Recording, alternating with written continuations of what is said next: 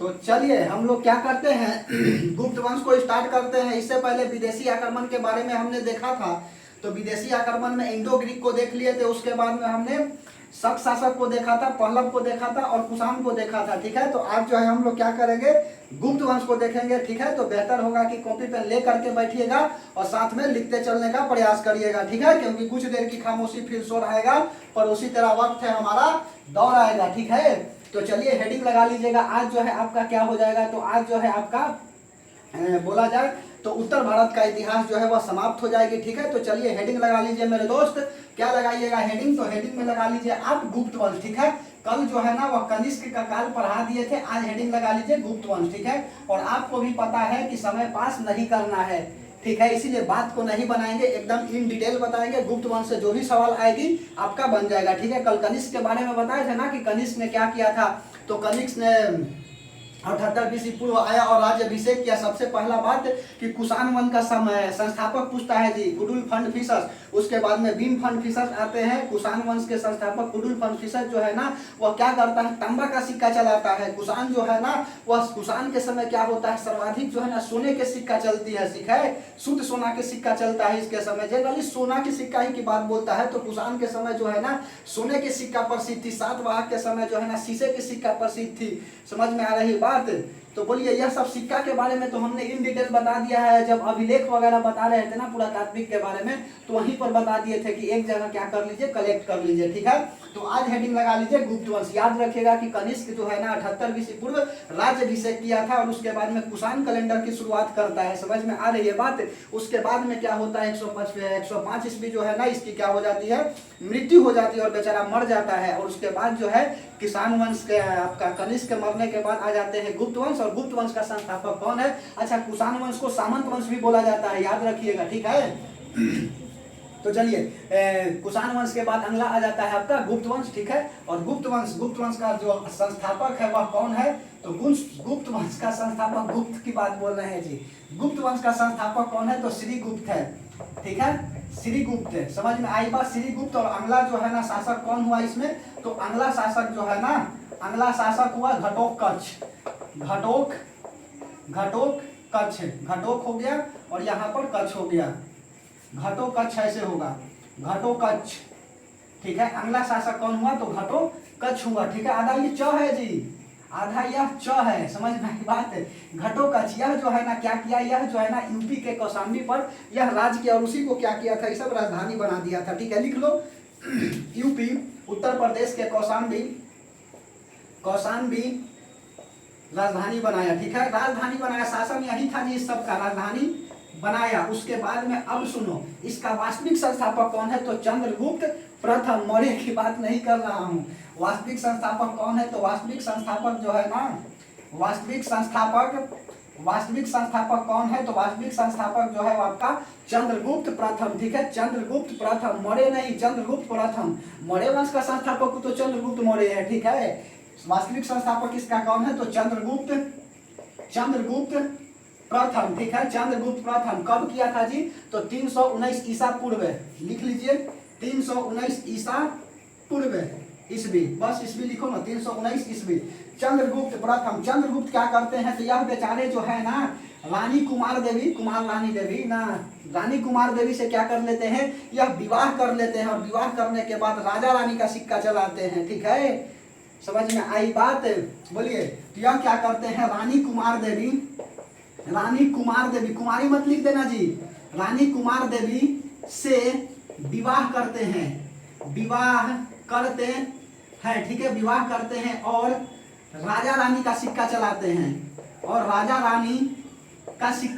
हैं। ध्यान से समझिएगा, राजा रानी का सिक्का किस काल में प्रचलित थी, तो गुप्त काल में प्रचलित थी, चंद्रगुप्त प्रथम के समय। ठीक है मेरे दोस्त, रानी कुमार देवी से विवाह करते हैं और राजा रानी का सिक्का चलाते हैं। तो राजा रानी का सिक्का किस वंश में आपका प्रचलित था, तो गुप्त वंश में प्रचलित था। उसके बाद में जो है ना वास्तविक संस्थापक चंद्रगुप्त प्रथम के बाद आ जाता है इसका बेटा कौन, समुद्रगुप्त। ठीक है, और समुद्रगुप्त को क्या कहा जाता है, भारत का नेपोलियन कहा जाता है। और समुद्रगुप्त के समय जो है ना मयूर सिक्का प्रचलित थी। यह बात कई बार पूछा हुआ है, लिख लो। इसका वास्तविक संस्थापक अगला शासक जो है ना इसी का बेटा।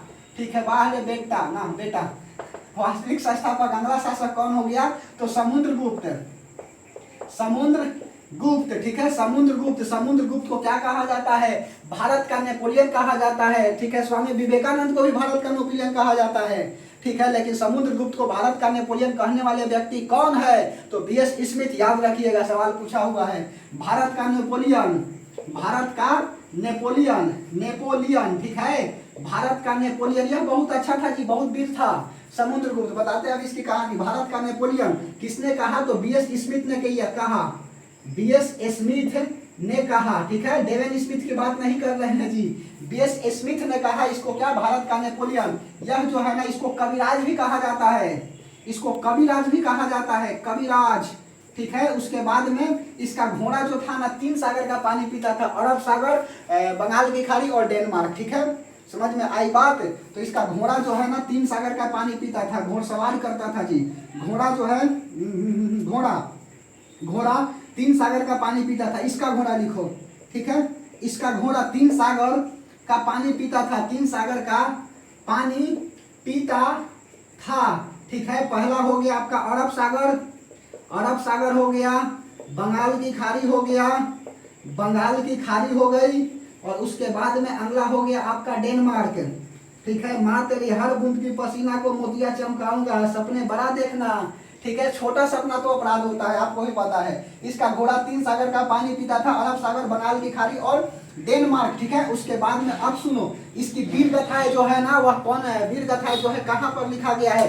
तो प्रयागराज में जो है ना, प्रयागराजी अभिलेख में जो है इसकी वीर गाथाएं की बात कही गई है। और यह प्रयागराज अभिलेखी को बताने वाले कौन है? तो इसी का जो है रहने वाले, इसी के क्या बोलता है जी, इसी के समक्ष रहने वाले आपके इसका सेनापति हरिसेन, ठीक है। तो इसी के समय रहने वाले सेनापति, समझ में आ रही है बात? तो लिख लो इसकी वीर गाथाएं, इसकी वीर गाथाएं, इसकी वीर गाथाएं।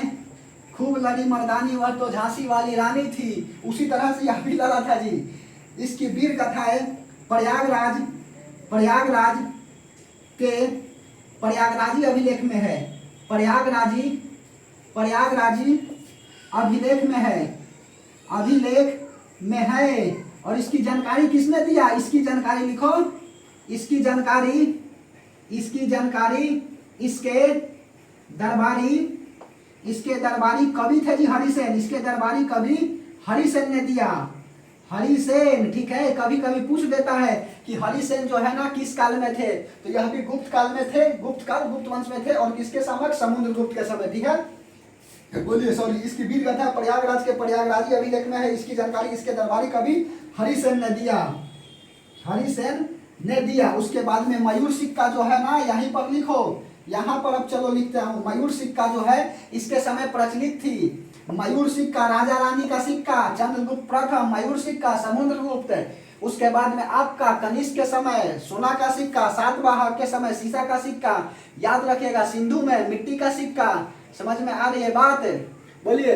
मौर्य काल में आहट, पंचमार्क, प्रणाम, प्रण होता है जी, प्रण सिक्का जो है ना वह मौर्य काल में चला था, चंद्रगुप्त मौर्य के काल में, याद रखिएगा। सबसे पहले यूनानी ने सोने के सिक्का की चलाई थी, शुरुआत की थी, ठीक है। ध्यान से समझते चलो मेरे दोस्त। मयूर सिक्का की शुरुआत किया, और यह सवाल कई बार पूछा हुआ है, पता नहीं क्यों यह VVI हम मान करके चलते हैं, ठीक है। यह कई बार पूछा हुआ है। मयूर सिक्का प्रचलन था किसके समय? तो समुद्रगुप्त के समय था, ठीक है। मयूर सिक्का का प्रचलन हुआ, मयूर सिक्का का प्रचलन हुआ, ठीक है। उसके बाद में कृष्ण चरित्र के लेखक कौन है? तो यही समुद्रगुप्त जी है जी, लिख लो कृष्ण चरित्र। इसके आसपास का जो है ना, देखो हमारे पढ़ने और पढ़ाने का क्या कारण है, ठीक है। मतलब पढ़ने और पढ़ाने की आपको विधि बतलाते हैं, बस पढ़ते हैं तो मतलब यह सोचते हैं ना कि इसके आसपास का जो भी सवाल बन रहा है इंपॉर्टेंट, बस उसको लपेट ले। और यहाँ पर पढ़ाते हैं तो बस यह देख करके आते हैं कि एग्जाम में कैसा क्वेश्चन पूछ रहा है, आसपास का क्वेश्चन भी इसको लपेटने का प्रयास करते हैं, वही लपेटते हैं। समुद्रगुप्त से आया, लपेट लिए, ठीक है। बोलिए। तो मयूर सिक्का का प्रचलन हुआ। कृष्ण चरित्र के लेखक, कृष्ण चरित्र के लेखक कौन है? तो कृष्ण चरित्र के लेखक यही समुद्रगुप्त जी है, समुद्रगुप्त, ठीक है। और समुद्रगुप्त के बाद क्या आता है? तो समुद्रगुप्त के बाद मेरे दोस्त बंधु जो भी हो, ठीक है भाई, अगला शासक समुद्रगुप्त के बाद आते हैं आपका तो रामगुप्त आता है, ठीक है। रामगुप्त लिख लीजिए, अगला शासक कौन आया? रामगुप्त, रामगुप्त, ठीक है, रामगुप्त। और रामगुप्त की शादी किससे हो जाती है? तो रामगुप्त की शादी हो जाती है देवी से, ठीक है, देवी से शादी हो जाती है। इसकी पत्नी क्या है? देवी नाम है। और यह जो है ना सब अशिक्षित था जी, लिख लो बगल में, अशिक्षित, अनएजुकेटेड था, ठीक है, अशिक्षित है। और इसकी शादी क्या हो जाती है? इसकी शादी हो जाती है देवी से। इसकी शादी देवी से हो जाती है। इसकी शादी देवी से हो जाती है, ठीक है, देवी से हो जाती है। देवी क्या थी जी? देवी जो है ब्रैकेट में लिख लो शिक्षित, ठीक है, देवी एजुकेटेड थी, जबकि रामगुप्त अशिक्षित था। अब बताओ जी, जिसका पति जो है ना पढ़ा लिखा ना हो और पत्नी पढ़ी लिखी हो, तो समझ जाओ क्या होगा। आपको भी समझ में आ रही है। यह रामगुप्त को मार देती है और उसके बाद में चंद्रगुप्त द्वितीय से क्या हो जाती है? यह विवाह कर लेती है। और इसका देवर था चंद्रगुप्त द्वितीय, ठीक है, रामगुप्त का भाई था चंद्रगुप्त द्वितीय। चंद्रगुप्त द्वितीय को पसंद करने लगी यह देवी, ठीक है, अपने पति को पसंद नहीं करती थी, अपने देवर को पसंद करती थी। और यह दोनों मिल करके रामगुप्त को मार भी दिया, ठीक है। और मार करके क्या किया? देवी जो है ना चंद्रगुप्त द्वितीय से विवाह कर ली, ठीक है, बोलिए।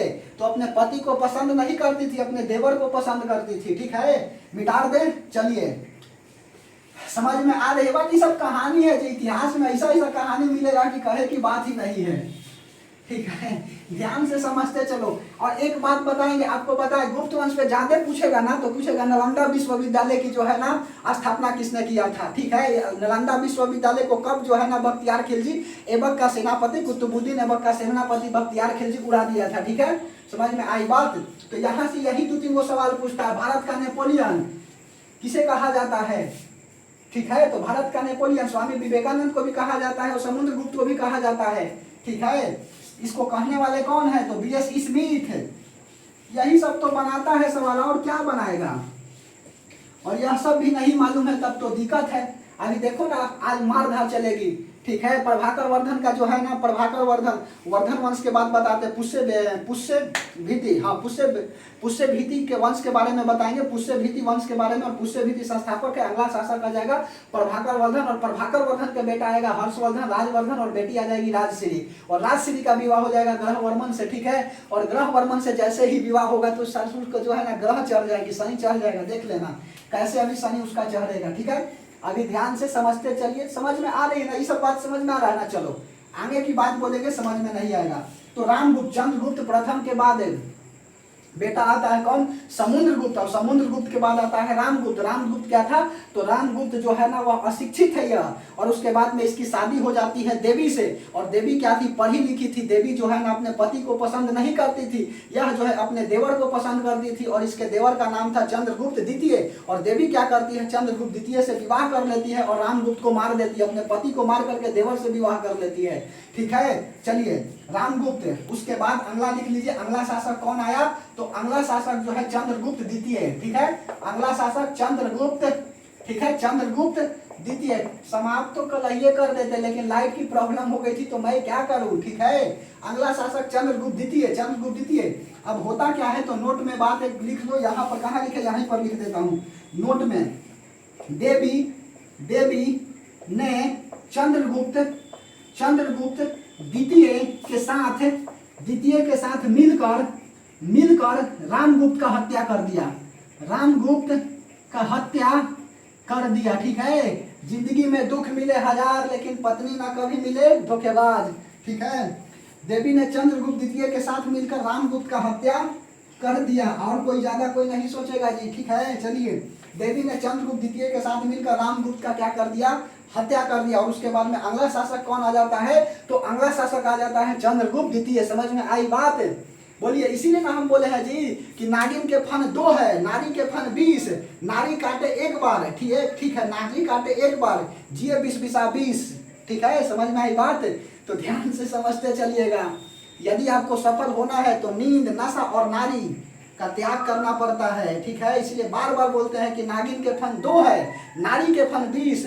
नारी काटे से ना बचे 20, ठीक है। यदि 10 ली तो बचिएगा नहीं, और यदि बच भी जाइएगा ना तो 20 करके बचिएगा, ठीक है। अगला शासक चंद्रगुप्त द्वितीय, ठीक है, चंद्रगुप्त द्वितीय। यह जो है ना योग्य था जी, ऐसा नहीं, भले ही ससुर जो है ना अपने भाभी से शादी कर लेता है वो अलग बात है, लेकिन योग्य है, ठीक है, यह बहुत अच्छा था। इसके समय शासन व्यवस्था बहुत बढ़िया हो गई। यह न्याय करने के मामले में बहुत अच्छा था। जब यह न्याय करता था ना तो चबूतरा पर बैठता था। ये पत्थर का स्पेशल चबूतरा बैठाया था, न्याय चबूतरा उसका नाम दिया था। ठीक है, और उस चबूतरा पर बैठ करके आराम से क्या करता था, आराम से फैसला करता था। तो न्याय के लिए यह बहुत प्रसिद्ध था। ठीक है, लिख लीजिए, न्याय के लिए कौन था प्रसिद्ध? चंद्रगुप्त। यहाँ पर लिखता हूँ कि ताकि पता भी चलेगा आपको। न्याय के लिए प्रसिद्ध है, न्याय के लिए प्रसिद्ध था। प्रसिद्ध न्याय के लिए क्या था? तो न्याय के लिए प्रसिद्ध था। और न्याय करते समय, और न्याय करते समय पत्थर के चबूतरा पर बैठता था जी, पत्थर के चबूतरा। ठीक है, चबूतरा, चबूतरा क्या होता है? इस तरह से बैठने वाला होता है जी। ठीक है, न्याय करते समय पत्थर के चबूतरा पर बैठता था। समझ में आई बात? इसके समय जो है ना, 9 जो है ना सांस्कृतिक कवि रहते थे। तो 9 सांस्कृतिक कवि किसके दरबार में रहते थे? तो चंद्रगुप्त द्वितीय के दरबार में रहते थे, जिसमें से कालिदास सबसे प्रसिद्ध थे। ठीक है, कालिदास जो है सबसे प्रसिद्ध थे। और चंद्रगुप्तम किताब में जो है ना, देवी चंद्रगुप्तम किताब है, इन्हीं दोनों का है जी, देवर और भाभी। ठीक है, बाद में तो देवर भाभी तो पहले, बाद में तो पति पत्नी। ठीक है, तो देवी चंद्रगुप्तम किताब की जो है लेखक कौन है? कालिदास जी है। मालविका अग्निमित्र के लेखक कौन है? कालिदास जी है। यह बहुत ही अच्छे थे जी लेखक। यह प्रेम कथा बहुत अच्छा लिखते थे। समझ में आई बात? बोलिए, कालिदास यदि आज जिंदा होते तो आपकी भी प्रेम कथा लिख देते। ठीक है, चलिए, तो न्याय के लिए प्रसिद्ध था और न्याय करते समय पत्थर के चबूतरा पर बैठता था। ठीक है, इसके समकालीन कालिदास थे जी। इनके समकालीन, ऐसे लिखो, यहाँ पर लिखना चाहता था। इसके समय 9 सांस्कृतिक कवि रहते थे, जिसे नवरत्न कहा जाता है। जिसे सांस्कृतिक कवि रहते थे, जिसे नवरत्न कहा जाता था। नवरत्न कहा जाता था मेरे दोस्त, ध्यान से समझते चलना, सवाल को हल्का में मत लेना। नवरत्न कवि जो है ना किसके समकालीन थे? तो यह जो है चंद्रगुप्त द्वितीय के समकालीन थे। सीधा पूछेगा चंद्रगुप्त मौर्य हो गया, चंद्रगुप्त प्रथम, उसके बाद में अगला दे देगा चंद्रगुप्त द्वितीय, और उसमें से बोलेगा कि सभी। तो ले, कंफ्यूजन में कर जाइएगा कि मौर्य तो हमने पढ़ा था, लेकिन ये नहीं पढ़ा था कि चंद्रगुप्त मौर्य, कि चंद्रगुप्त प्रथम, कि चंद्रगुप्त द्वितीय। ठीक है, और यह सब अलग अलग है, एक मत समझ जाइएगा, तीनों अलग है। बोलिए, इसके समय 9 सांस्कृतिक कवि रहते थे, जिसे नवरत्न कहा जाता था। इसमें कालिदास प्रसिद्ध थे। इसमें कालिदास को भारत का शेक्सपियर कहा जाता है। लिख लो, भारत शेक्सपियर। तो लिखेंगे दोबारा में थोड़ी, शेक्सपियर। ठीक है, भारत का शेक्सपियर कालिदास को कहा जाता है। इसमें कालिदास प्रसिद्ध थे। ठीक है, फेमस थे जी, प्रसिद्ध थे। और उसके बाद में नौ कवि में जो है ना धनमंत्री क्या थे? वैद्य थे। यह भी सवाल पूछा हुआ है। 9 कवि में धनमंत्री वैद्य थे। ठीक है, वैद्य थे। समझ में आई बात? और उसके बाद में नोट में एक बात और लिख लीजिए। क्या लिखिएगा? तो देवी चंद्रगुप्तम किताब के लेखक कौन है? तो देवी चंद्रगुप्तम किताब के लेखक जो है वह कालिदास है। लिख लो, देवी चंद्रगुप्तम किताब के लेखक कौन है? तो कालिदास है। ठीक है, पानी आ गई जी, हो सकता है कि लाइट जाएगी। ठीक है मेरे दोस्त, पानी पड़ रही है, हो सकता है कि लाइट जाएगी, तो हम सॉरी बोल देंगे और उसके बाद जो है ना जोड़ देंगे वीडियो को, लेकिन खत्म करेंगे। ठीक है, समझ में आई बात? जब तक तोड़ेंगे नहीं तब तक छोड़ेंगे नहीं, लक्ष्य वही होना चाहिए। देवी चंद्रगुप्त किताब के लेखक कौन है? तो कालिदास है। ठीक है, और उसके बाद जो है क्या हो जाता है? तो चंद्रगुप्त द्वितीय के बाद आ जाता है आपका काल कुमारगुप्त का। मिटा दे, चलिए, कुमारगुप्त लगा लो हेडिंग। ठीक है, यदि अच्छा से पढ़ लिए और एक बार सिलेक्शन हो गया तो पड़ोसी को उसकी औकात की पता चल जाएगी। जो तुमसे बोला है ना कि तुमसे नहीं होगा और तुमने जवाब दिया है कि वक्त बताएगा मैं तेरे औकात से बाहर जाएगा, ठीक है, तो उसको तो औकात दिखानी पड़ेगी मेरे दोस्त, और पड़ोसी को टारगेट करना पड़ेगा। ठीक है, अच्छा से पढ़ते चलिए। ठीक है, चलिए अगला हेडिंग लगा लीजिए। क्या आप? कुमारगुप्त लाइट नहीं जाएगी तो और अच्छा ना रहेगा जी। कुमारगुप्त का काल आ गया और कुमारगुप्त क्या करता है, नालंदा विश्वविद्यालय की स्थापना करता है। ठीक है, नालंदा विश्वविद्यालय जो है ना गुप्त काल में जो है शिक्षा का प्रथम आधार थी। ठीक है, और नालंदा विश्वविद्यालय की यही जो है ना क्या कर देता है, बख्तियार खिलजी कुतुबुद्दीन ऐबक का सेनापति 1198 में लेकर के और इसको गिरा देता है जी, ध्वस्त कर देता है ससुर। ठीक है, तो नालंदा विश्वविद्यालय जो है ना गुप्त काल में शिक्षा का एकमात्र केंद्र था और इसमें महायान की शिक्षा दी जाती थी। जबकि भागलपुर विक्रमशिला विश्वविद्यालय में क्या किया जाता था, तो भागलपुर विक्रमशिला विश्वविद्यालय में जो है ना आपका विक्रमा की क्या दी जाती थी, शिक्षा दी जाती थी। तो चलो बताते हैं। तो कुमारगुप्त लिखो लिखो लिखो, इसके समय नालंदा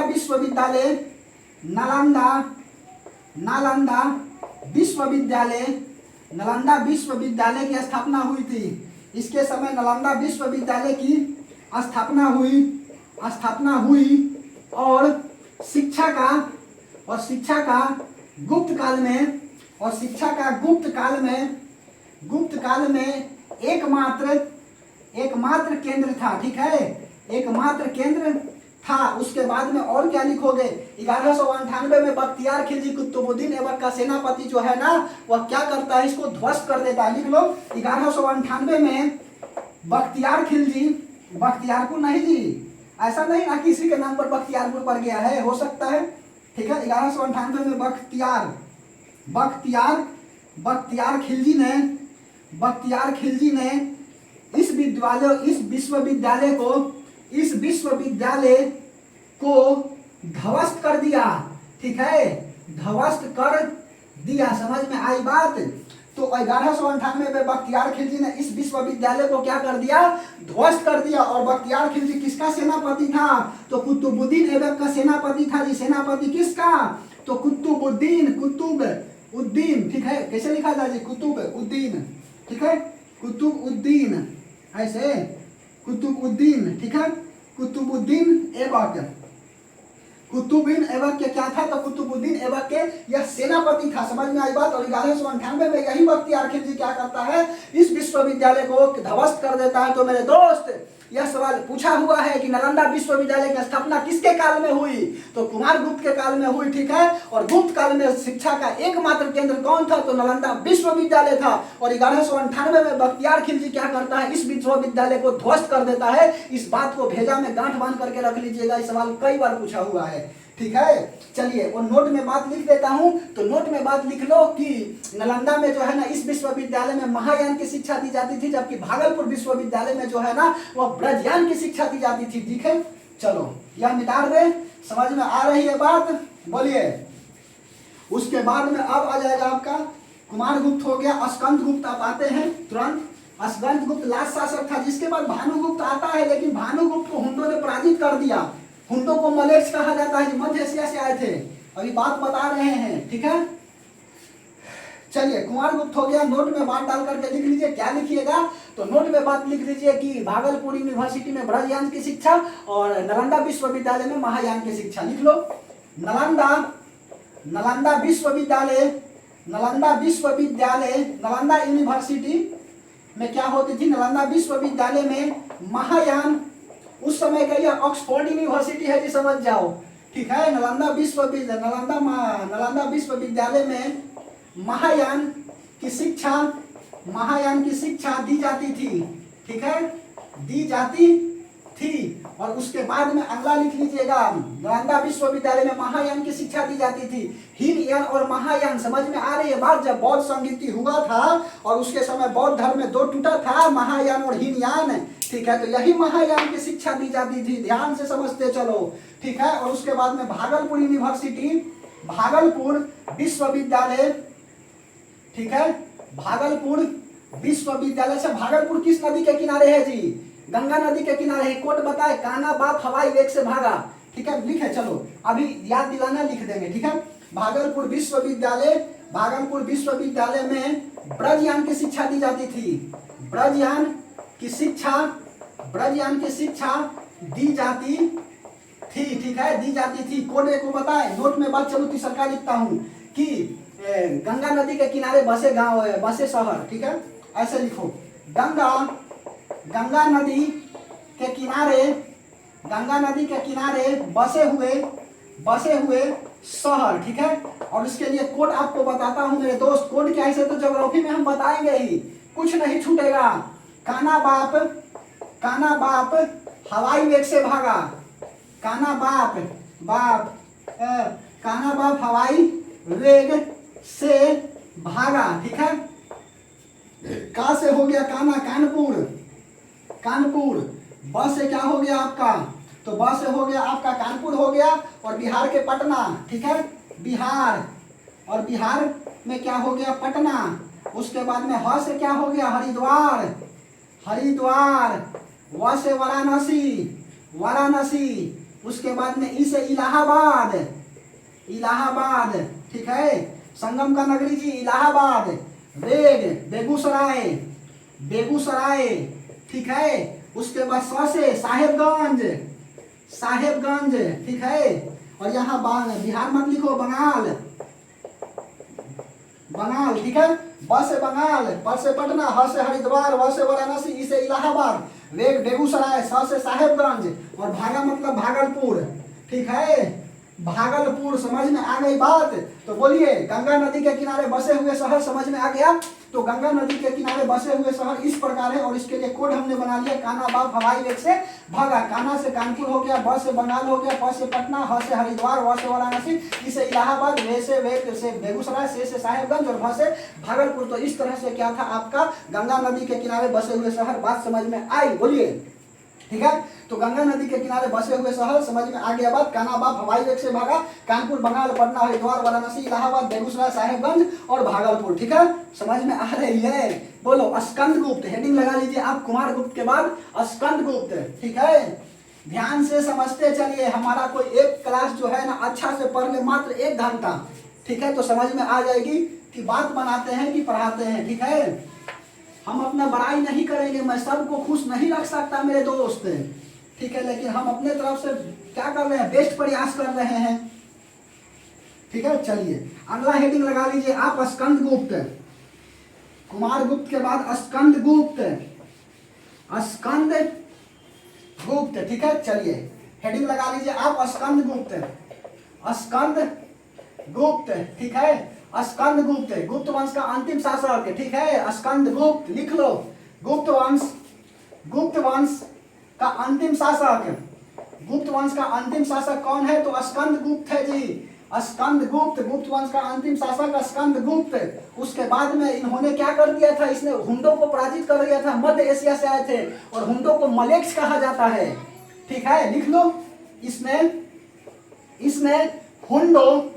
हुंडों को पराजित किया।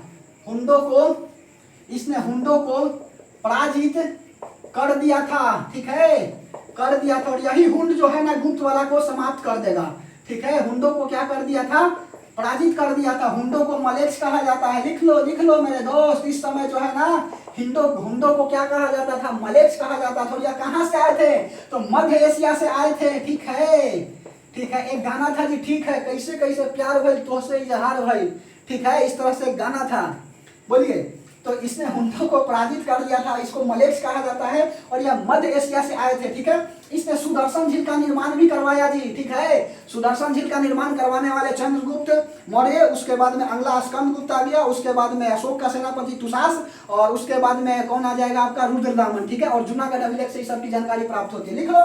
सुदर्शन झील का पुनः निर्माण करवाया, सुदर्शन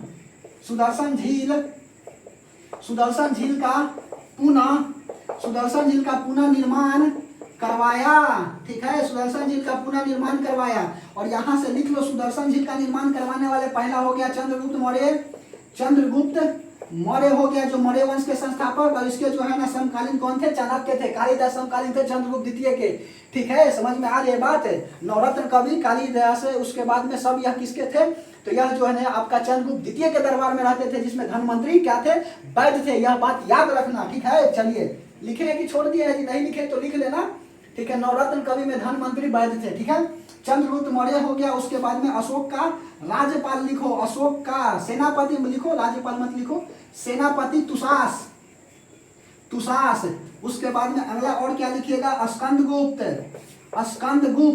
ठीक है, यही स्कंदगुप्त। और उसके बाद में रुद्रदामन, ठीक है। रुद्रदामन ने किसको हरा दिया था? तो रुद्रदामन ने जो है वह पुष्यभूति शुंग को तथा गौतमीपुत्र सातकर्णी को पराजित कर दिया था, लेकिन पुल्लुनामी पर आक्रमण किया तो पुल्लुनामी इसको लतिया दिए थे। ठीक है, यह बात याद रखिएगा। रुद्रदामन और यह सब बात जो है ना कहाँ से प्राप्त होती है? जूनागढ़ अभिलेख से प्राप्त होती है। जूनागढ़ अभिलेख किसका है? तो यही रुद्र जी का है जी।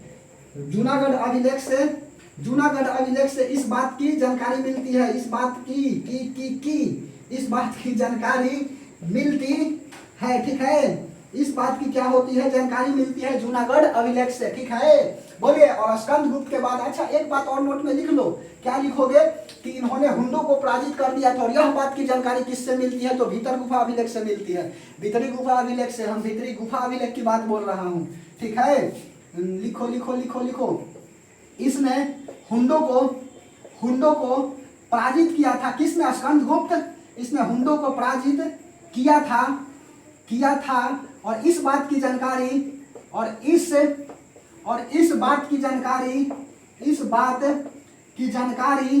भीतरी गुफा अभिलेख से प्राप्त होती है। इस बात की जानकारी भीतरी गुफा अभिलेख से प्राप्त होती है। भीतरी गुफा अभिलेख से प्राप्त होती है। भीतरी गुफा अभिलेख से प्राप्त होती है। ठीक है, प्राप्त होती है। तो मेरे दोस्त 1 मिनट बना रहिएगा, हेडिंग लगा लीजिए भानुगुप्त। ठीक है,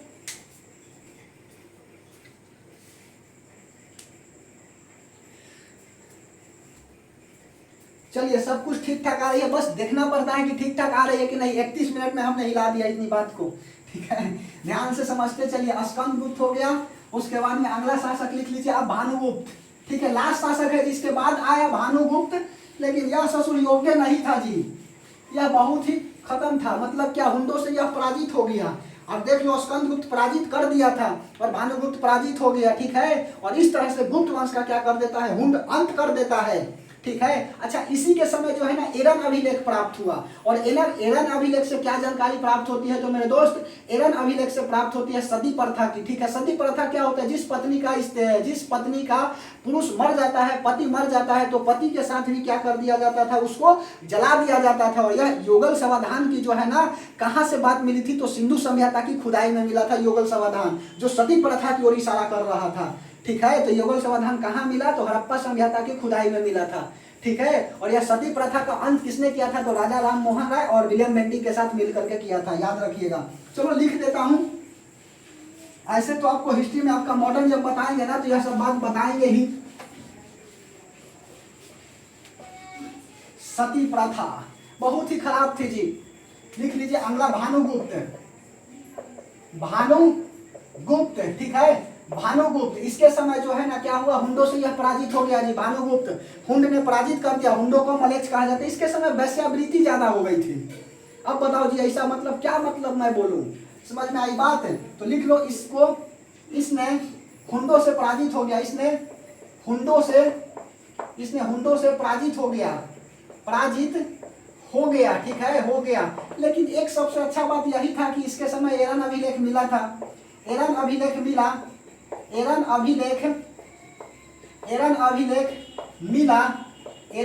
मिला जिससे सती प्रथा की बात पता चलती है। जिससे सती प्रथा की बात पता चलती है। ठीक है, पता चलती है। ठीक है, सती प्रथा की बात पता चलती है। सती प्रथा का अंत किसने किया? तो सती प्रथा का अंत जो है ना, सती प्रथा का अंत विलियम बेंटिक और राजा राम मोहन राय विलियम बेंटिक के साथ मिल करके क्या कर दिए? सती प्रथा का अंत कर दिए। राजा Ram Mohan Roy plus William Bentinck. ठीक है, विलियम बेंटिक, समझ में आ रही है बात? William Bentinck. तो राजा Ram Mohan Roy plus William Bentinck. उसके बाद में इसके समय जो है ना वैश्यावृत्ति हो गई थी ज्यादा, जिसको क्या कहा जाता था? कुटनी कहा जाता था। इसके समय वैश्यावृत्ति, और हर्षवर्धन के समय चोर डकैती ज्यादा हो गई थी। ठीक है, इसके समय वैश्यावृत्ति ज्यादा हो गई थी। ठीक है, जिसे कुटनी कहा जाता है। जिसे कुटनी, ठीक है, जिसे कुटनी कहा जाता है। एक मेरे दोस्त मेरे से बात है वो छूट गई है, उस बात को लिख लो। एग्जाम में आया हुआ है चंद्रगुप्त द्वितीय के दरबार में, ऐसे हम बता दिए थे। चंद्रगुप्त द्वितीय के दरबार में फाहियान आता है चीन से यात्री, और इसकी किताब जो है ना फो क्यू की। ठीक है, लिख दे, चलो लिख देता हूँ। नोट में बात डाल करके छूट गया तो कहाँ लिखे, हमारे पास तो स्मार्ट बोर्ड है नहीं, कैसे ऐसे कर दो वहां पर जा करके लिख दो। ठीक है, चंद्रगुप्त द्वितीय के दरबार में, चंद्रगुप्त द्वितीय के दरबार में कौन आता है, तो चंद्रगुप्त द्वितीय के दरबार में फाहियान आता है। फाहियान, ठीक है, फाहियान यात्री चीन से आया, चीन से आया, चीन से आया, और इसका किताब, और इसकी किताब क्या है, तो इसकी किताब जो है आपका बता देता हूँ, फो क्यू की। फो क्यू की, यह बात हम हमें पहले, यह बात जो है ना जब हम पुस्तक वगैरह बताए थे तो हिस्टोरिका के लेखक कौन है, तो हेरोडेटस, और इतिहास का जो है ना आपका फादर भी हेरोडेटस को ही कहा जाता है। यह बात वहीं पर वो होता है, वहीं पर ही बताए थे। समझ में आई बात। मेघासनीस का पुस्तक इंडिका, समझ में आर्यभट्ट किताबुल हिंद के लेखक कौन है, बोलिए, अलबरूनी। ठीक है, यह सब बात बताए थे। अलमसूदी मानसून, अब्दुल रजाक रेहला, इब्न बतूता रेहला, मतला साहिन अब्दुल रजाक। ठीक है, यह बात बताए दिए थे, यह सब का लेखक वहीं पर बात बताए थे। चंद्रगुप्त द्वितीय के दरबार में फाहियान यात्री चीन से आया, और इसकी, चीन से कहाँ आया, चीन से भारत आया, चीन से भारत आया, और इसकी किताब फो क्यू की। ठीक है, भानुगुप्त इसने हुंडो से पराजित हो गया, एरन अभिलेख मिला जिससे सती प्रथा की बात पता चलती है। सती प्रथा का अंत राजा Ram Mohan Roy plus William Bentinck ने कर दिया। इसके समय वैश्यावृत्ति ज्यादा हो गई थी जिसे कुटनी कहा जाता है। ठीक है, तो भानुगुप्त यह बात पता चल गया, और भानुगुप्त के बाद क्या आ जाता है आपका, पुष्यभृति वंश आ जाता है। ठीक है, और पुष्यभृति वंश को हम लोग क्या जानते हैं, तो पुष्यभृति वंश को हम लोग वर्धन वंश के तहत भी जानते हैं। तो इसको मिटा दे, बोलिए। नोट में एक बात और लिख लो, गुप्त वंश का अंत हुंडो नहीं किया, गुप्त वंश का अंत, गुप्त वंश का अंत हुंडो नहीं कर दिया, हुंडो ने ही किया। ठीक है, गुप्त वंश का अंत किसने किया, तो गुप्त वंश का वंश जो है ना, गुप्त वंश का अंत हुंडो ने ही किया था। ठीक है, चलिए मिटा दे। चलो, तो वैश्यावृत्ति याद रखिएगा किसके समय ज्यादा थी, तो भानुगुप्त के समय ज्यादा थी। कभी खराल पूछ देता है, भुलाया भट्ट का होगा सवाल, इसलिए याद रखिएगा। ठीक है, अच्छा, निम्न जाति को इसके समय जो है ना चंडाल कहा जाता था, लिख दे। निम्न जाति को इसी में लिख दो आगे, निम्न जाति को क्या कहा जाता था, निम्न जाति को चंडाल कहा जाता था। समझ रहे हो, निम्न जाति को चंडाल कहा जाता था। ठीक है, निम्न जाति को चंडाल कहा जाता था। मौर्य काल में बढ़ई और लोहार उच्च काल के थे, चंद्रगुप्त मौर्य काल की जानकारी बात बता रहे हैं। ठीक है, ध्यान से समझते चलिएगा। चलो, अगला हेडिंग लगा लीजिए आप क्या, तो आप वर्धन वंश लगा लीजिए, या इसी को पुष्यभृति वंश भी बोला जाता है। जबकि शुंग वंश अलग है, पुष्यमित्र शुंग जो है ना, पुष्यमित्र शुंग जो है क्या करते हैं, शुंग वंश की स्थापना करते हैं। और वह पुष्यभृति वंश की बात हम बोल रहा हूँ, पुष्यमित्र शुंग की बात नहीं बोल रहे हैं, तो कंफ्यूजन में मत पड़ना मेरे दोस्त। ठीक है, इसलिए ध्यान से समझते चलिए। देखो, यहाँ पर तो हम रिवीजन कराते चलते हैं, पीछे वाला बात जो है ना बोलते चलते हैं कि ताकि आपको कंफ्यूजन हो जाए। तो चलिए अगला हेडिंग लगा लीजिए आप क्या, तो अगला हेडिंग लगा दीजिए पुष्यभृति वंश। पुष्यभृति, आज सोच करके आए थे ना कि चाहे जितना देर लगेगा आज खत्म कर देंगे मध्य भारत का इतिहास। ठीक है, मध्य भारत बोल रहे, उत्तर भारत का इतिहास जो है ना खत्म कर देंगे, दक्षिण भारत के इतिहास को देखेंगे। आज एक बड़ा बढ़िया बात बताएंगे। ठीक है, ध्यान से समझना। पुष्यभृति वंश, पुष्यभृति वंश को प्रभाकर, पुष्यभृति वंश को वर्धन वंश के तहत भी जानते हैं, वर्धन वंश के तहत जानते हैं। इसका संस्थापक जो है ना, संस्थापक कौन है, तो संस्थापक जो है ना पुष्यभृति ही है। ठीक है, पुष्यभृति ही है, पुष्यभृति। और अगला शासक कौन हो गया, तो अगला शासक मेरे दोस्त, अगला शासक हो गया प्रभाकर वर्धन, अगला शासक प्रभाकर वर्धन। ठीक है, अगला शासक कौन हो गया, तो अगला शासक प्रभाकर वर्धन। और प्रभाकर वर्धन के 2 बेटा 1 बेटी। ठीक है, आज का इसके समय राजधानी क्या था, लिखो लिखो, लिखी जो खत तुझे। इसके समय राजधानी जो है ना थानेश्वर। ठीक है, राजधानी थानेश्वर, थानेश्वर। ठीक है, इसके समय राजधानी क्या हो गया, तो इसके समय राजधानी थानेश्वर। ठीक है, तो अगला शासक प्रभाकर वर्धन, और प्रभाकर वर्धन के 2 बेटा 1 बेटी। ठीक है, तो बेटा इसका कौन है, तो बेटा जो है ना प्रभाकर वर्धन के बेटा पहला हो गया आपका राजवर्धन, राजवर्धन, और दूसरा लिख लो हर्षवर्धन। ठीक है, हर्षवर्धन। और उसके बाद में बेटी राजश्री, बेटी कौन हो गया, राजश्री। ठीक है, बेटी कौन हो गई, राजश्री। तो प्रभाकर वर्धन के 2 बेटा 1 बेटी, 2 बेटा राजवर्धन और हर्षवर्धन, और बेटी हो गई राजश्री। उसके बाद में अब कहानी में आती है इंटरेस्ट। प्रभाकर वर्धन जो है ना क्या कर देता है, अपनी बेटी की शादी राजश्री अपनी बेटी की शादी जो है ना कन्नौज के राजा ग्रहवर्मन से कर देता है। और ग्रहवर्मन की शादी होते ही उसमें शनि आ जाती है जी, शनि समा गया। अब ग्रहवर्मन जो है ना मारा जाएगा, ठीक है। देवगुप्त आएगा और देवगुप्त इसको निपटा देगा, ठीक है। चलिए बात को बताते हैं यहाँ से, ठीक है। श्रीदेवी की शादी किससे हो जाती है, तो श्रीदेवी की शादी कन्नौज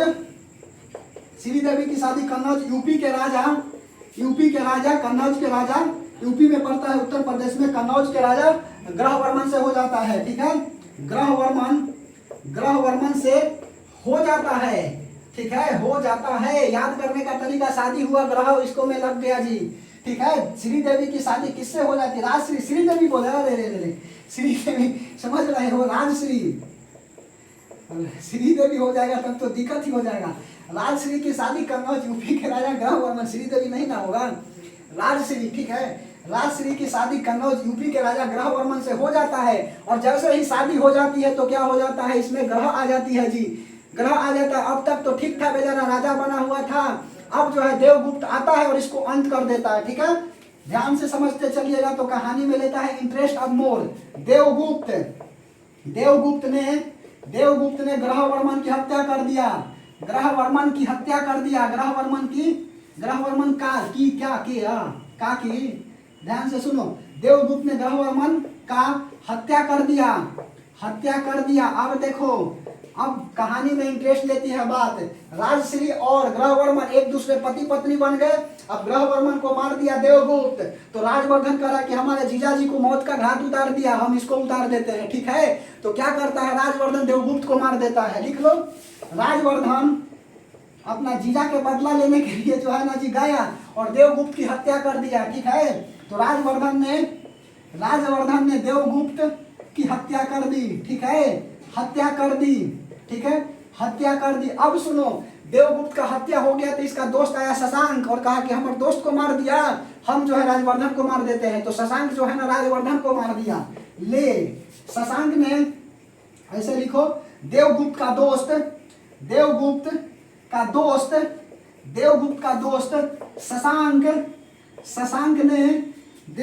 दोस्त शशांक ने किसकी हत्या कर दी, राजवर्धन की हत्या कर दी,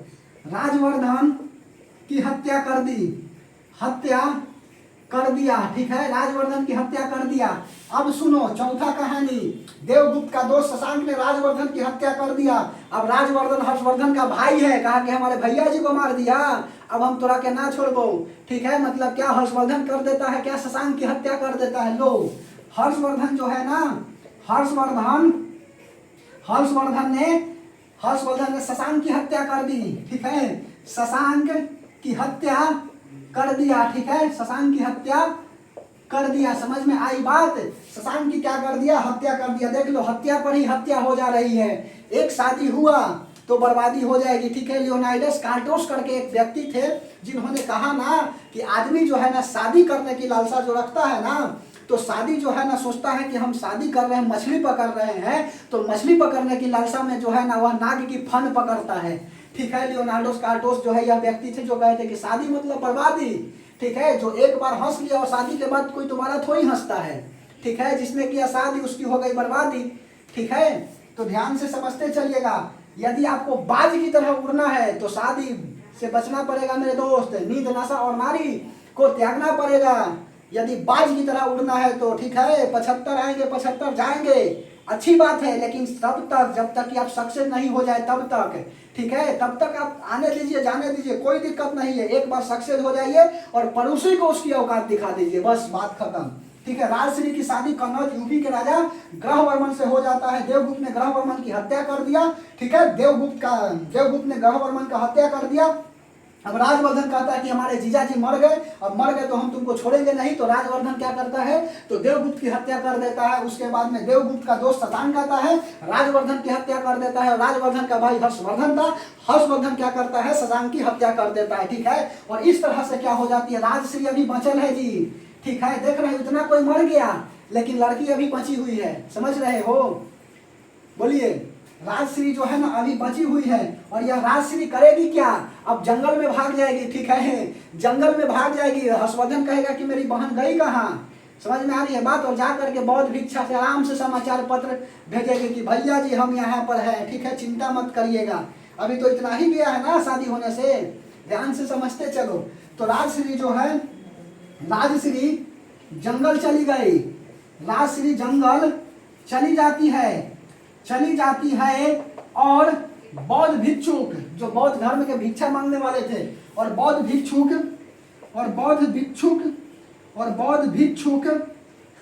भिक्षुक द्वारा समाचार भेजवाती है,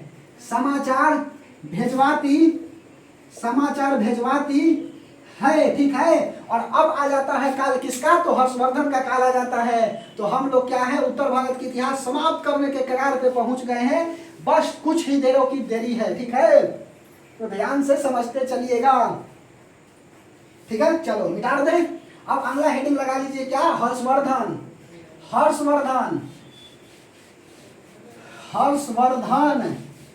हर्षवर्धन के बाद कहानी खत्म। वान भट्ट जो है ना इसी के समकालीन थे, इसका लेखक था जी, कादम्बरी और हर्षचरित के लेखक वान भट्ट। किताब का भी नाम खूब पूछने लगा इधर एग्जाम में। स्टैटिक जीके बताएंगे ना तो सब या सब लपेट लेंगे, चलो। और ऐसे इतिहास वाला स्टैटिक जीके में थोड़ी करेंगे, यहीं पर लपेट लेंगे, ठीक है। चलिए हेडिंग लगा लीजिए, हर्षवर्धन।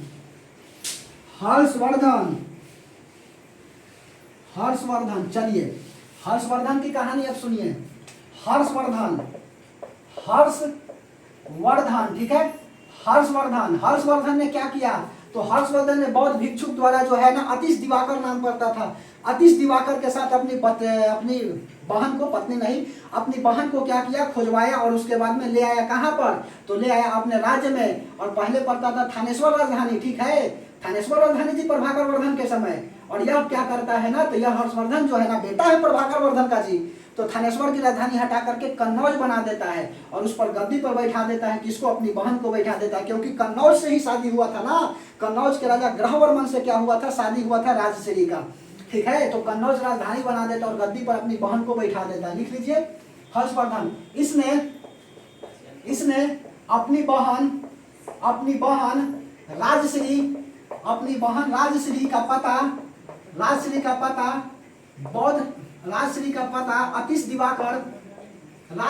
पता अतीश दिवाकर की मदद से लगाया, ठीक है, अतीश दिवाकर की मदद से लगाया। उसके बाद में इसने थानेश्वर से राजधानी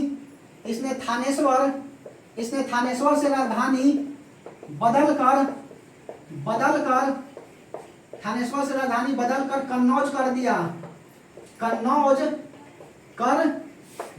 ठीक है। थानेश्वर से राजधानी बदल करके क्या कर दिया, तो थानेश्वर से राजधानी बदल करके कन्नौज कर दिया, ठीक है। और उसके बाद में कन्नौज कर दिया तथा इसने अपनी बहन को, और इसने अपनी लिख दिया, अपनी बहन को राजगद्दी पर बैठाया। मतलब कि कहने का मतलब है ना कि कन्नौज राजधानी बना करके इसी को क्या कर दिया, रानी बना दिया, ठीक है। बहन को रानी बना दिया, पत्नी नहीं जी, ठीक है। उस देश का क्या कर दिया, राजा बना दिया ना, राजा थोड़ी बोलेंगे, महिला तो रानी बना दिया, ठीक है। तो इसने थानेश्वर से राजधानी बदलकर कन्नौज कर दिया तथा इसने अपनी बहन को राजगद्दी पर बैठा दिया, ठीक है। राजगद्दी पर बैठा, तो याद रखिएगा हर्षवर्धन के समय क्या हुआ था, तो हर्षवर्धन के समय 5वीं बौद्ध संगीति हुई थी। हम राजधानी सोरिए बोल रहे हैं, कन्नौज में हुआ था, लिख लो। इसी के समय 5वीं, 4 वो तो याद रखता है सब, 5वीं बौद्ध संगीति हुआ, ठीक है, बौद्ध संगीति हुआ, ठीक है। हर्षवर्धन के समय बौद्ध संगीति 5वीं होता है कहाँ पर, तो कन्नौज में, ठीक है, कन्नौज में हुआ था, ध्यान रखिएगा। पहला कहाँ पर हुआ था, चलो निपटा ले।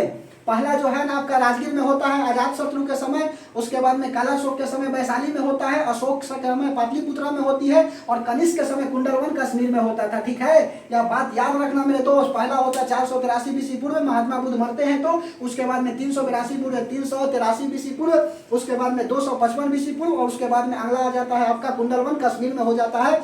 चौथी बौद्ध संगीति इसमें पूछता है ना कि इसका अध्यक्ष जो है ना कौन था, तो पहला महाकश्यप था, दूसरा जो है साबकमित्र, और तीसरा का बौखलिपुत्रिस गोतिस, और चौथा का आपका वसुमित्र। ठीक है, समझ में आ रही है बात। वसुमित्र किसके थे जी, तो वसुमित्र जो है ना आपका वसुमित्र हो गया आपका, तो बोल बता दे, यह जो है आपका कनिष्क के काल में ही रहते थे ना वसुमित्र, बोलिए कनिष्क के काल में ही वसुमित्र रहते थे। अश्वघोष जो है ना बुद्ध चरित्र के लेखक है, अश्वघोष भी रहते थे, पार्श्वनाथ भी रहते थे। ठीक है, तो ध्यान से समझना मैंने दोस्त, पूछता है सब। ठीक है, चलिए इसी के समय पांचवी बौद्ध संगीति हुआ कन्नौज, और उसके बाद में लिखो हर्षवर्धन के समय डाकू चोर गिरोह की क्या हो गई थी, ज्यादा बढ़ गई थी। इसके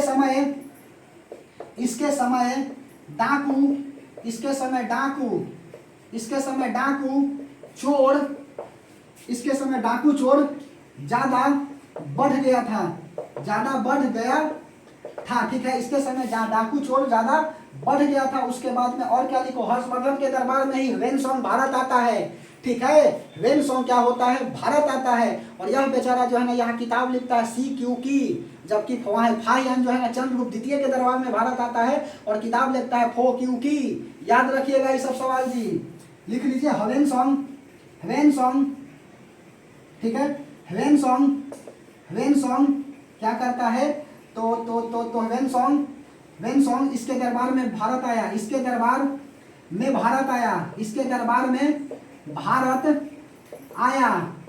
और इसकी किताब क्या है, और इसकी किताब क्या है, तो इसकी किताब है आपका CQ की। ठीक है, तो CQ की के लेखक कौन है, हर्षवर्धन, और हर्षवर्धन बोल रहे हैं वेनसोंग, और वेनसोंग किसके दरबार में भारत आता है, हर्षवर्धन के दरबार में भारत आता है। उसके बाद में आपको एक बात बताएं, वेनसोंग को यह क्या कर देता है ना जी, यह जो है आपका जो होता क्या था, 5 साल पर जो है ना होती थी, आपको बता देता हूं, तो 5 साल पर प्रयाग होती थी। ठीक है, प्रयाग मेला लगता था, और उसी का क्या कर देता है, यह अध्यक्ष बना देता है, महामोक्ष का अध्यक्ष बना देता है। लिख लो 5 वर्ष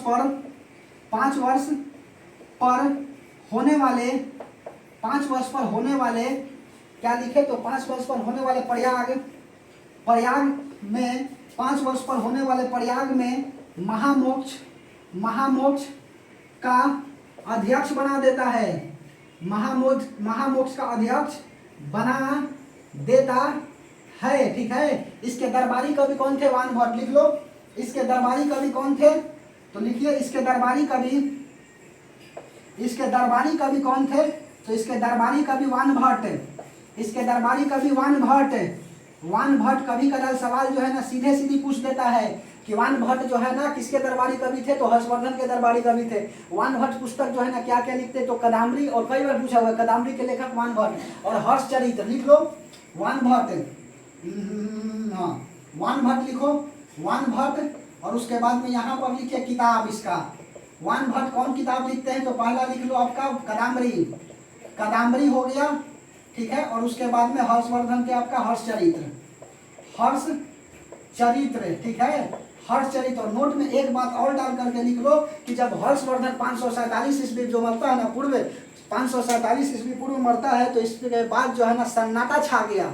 ठीक है, और यहीं पर क्या हो जाता है, तो यहीं पर आपका गुप्त वंश पूरी तरह से समाप्त हो जाता है। गुप्त वंश तो समाप्त तो हो ही गया है, यहीं से क्या हो जाता है आपका, तो उत्तर भारत का इतिहास समाप्त हो जाता है, और दक्षिण भारत की क्या हो जाती है, इतिहास आ जाती है। ठीक है, हर्षवर्धन का पुस्तक लिख लो, हर्षवर्धन का पुस्तक भी लिख लो, लिखना है तो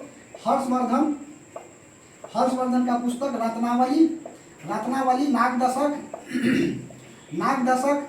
ठीक है, और एक पुस्तक इसका और था जी, क्या था, एक पुस्तक लिखिए रत्नावली नागनंद और प्रियदर्शिका, नाग दशक बोल रहे हैं, नागनंद, और तीसरा है आपका प्रियदर्शिका। और 547 बीसी पूर्व जो है ना, बीसी बोल रहे हैं, 547 ईस्वी जो है ना पूर्व इसकी मृत्यु होती है, मृत्यु हो जाती है, और उसके बाद में युग परिवर्तन काल कहा जाता है, हो जाती है। हो जाती है और इसे युग परिवर्तन काल कहा जाता है, और इसे युग परिवर्तन काल कहा जाता है। ठीक है, युग परिवर्तन काल किसे कहा जाता है? तो युग परिवर्तन काल जो है ना हर्षवर्धन की मृत्यु के बाद जो आपका होती है ना काल, वही जो है ना युग परिवर्तन काल कहलाता है। इसके बाद कहा जाता है ना जी कि राजनीतिक में क्या हो गया, सन्नाटा छा गया।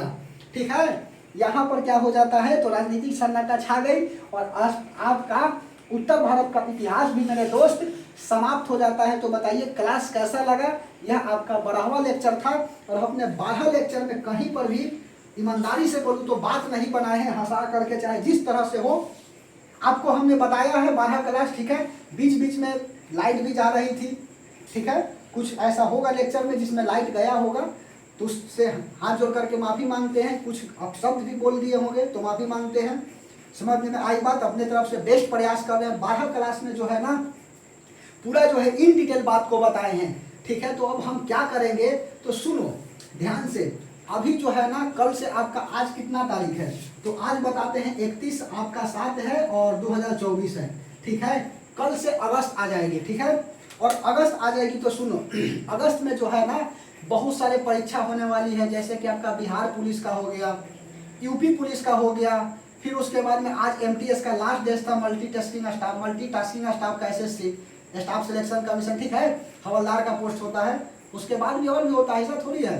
तो इसका भी परीक्षा होगा आपका 1-1.5 महीना बाद। उसके बाद में और भी बिहार दरोगा का वैकेंसी आने वाली है, तो बिहार दरोगा का भी परीक्षा होगा। ठीक है, तो उसके लिए हम क्या कर रहे हैं, एक सीरीज स्टार्ट कर रहे हैं, सिलेक्शन सीरीज। ठीक है, सिलेक्शन सीरीज नाम से क्या कर रहे हैं, एक सीरीज बनाए हैं सिलेक्शन सीरीज, जिसका नाम रखेंगे। और उसमें हम क्या करेंगे, तो उसमें जो है ना उस सीरीज को हम पहले बता देता हूँ। ठीक है, इसीलिए उसका नाम ही रखे हैं सिलेक्शन सीरीज। और सिलेक्शन सीरीज जो है ना एग्जाम को फोड़ने के लिए सफिशियंट होगा। ठीक है, तो उस पर जो भी लेक्चर बने, 25 लेक्चर हो, 30 लेक्चर हो, तो पूरा जो है ना हम क्या करेंगे, उसमें हिस्ट्री भी पढ़ाएंगे, जियोग्राफी भी बताएंगे, उसके बाद में मैप से भी बताएंगे। मैप से भी वर्ल्ड आपका प्रॉब्लम आता है, इंडियन मैप हो गया, वर्ल्ड मैप हो गया। उसके बाद में फिर आपको बताएंगे हिस्ट्री ज्योग्राफी हो गया और पॉलिटिकल साइंस भी बताएंगे। उसके बाद में आपका इकोनॉमिक्स भी उसमें बताना है। उसके बाद में साइंस टैग भी बतानी है, और साइंस में आपका फिजिक्स केमिस्ट्री और बायोलॉजी आता है, उसको भी बताना है। बॉटनी भी आएगा, तो सब क्या करेंगे उसको लपेट देंगे। प्लस में स्टैटिक जी के भी सवाल जो है खूब पूछता है, खेल वगैरह से पूछता है। उसके बाद में दिवस से पूछता है, पर्व से पूछता है। ठीक है, डांस से पूछता है, समझ में आई बात, राजधानी पूछता है। ठीक है, तबला वाहक के पूछता है कि कौन है। ठीक है, उसके बाद में भारत में प्रथम कौन था, अंतिम कौन था, मुख्यमंत्री कौन था प्रथम, यहाँ का अंतिम कौन था। ठीक है, तो यह सब स्टैटिक जीके में खूब सवाल देखते हैं आते हुए। ठीक है, तो यही क्या करेंगे आपका सिलेक्शन सीरीज में स्टार्ट करेंगे। तो मेरे दोस्त अच्छा से एक बार सिलेक्शन सीरीज को पढ़ लीजिएगा और आपको भी पता चल जाएगी कितना पानी में है। ठीक है, अभी तक तो हम बता ही रहे हैं, और यदि समय मिलते रहेगी तो हम दक्षिण भारत का इतिहास भी डालेंगे, ऐसा नहीं कि छोड़ देंगे। और जैसे ही सिलेक्शन सीरीज अंत हो जाएगी तो कहेंगे कि मेरे दोस्त सिलेक्शन सीरीज को यहाँ पर अंत करते हैं और हम लोग फाउंडेशन में चलते हैं। ठीक है, तो यदि टाइम मिलेगी तो फाउंडेशन भी करेंगे, और ऐसा हम प्रयास भी करेंगे कि फाउंडेशन प्लस सिलेक्शन सीरीज दोनों चला दे। ठीक है, हमारी तो प्रयास यही रहेगी कि सिलेक्शन सीरीज के साथ साथ फाउंडेशन को भी नहीं रोके। ठीक है, समझ में आई बात। उधर साइंस का भी बता ही रहे हैं, तो अकेले मैं तो इतना नहीं कर सकता हूँ, मुझे पता है, लेकिन फिर भी हार नहीं मानूंगा, लाल नहीं ठानूंगा। समझ में आई बात, जब तक तोड़ूंगा नहीं तब तक छोड़ूंगा नहीं। तो कल हम लोग क्या करते हैं, कल 1 अगस्त की क्लास लेंगे।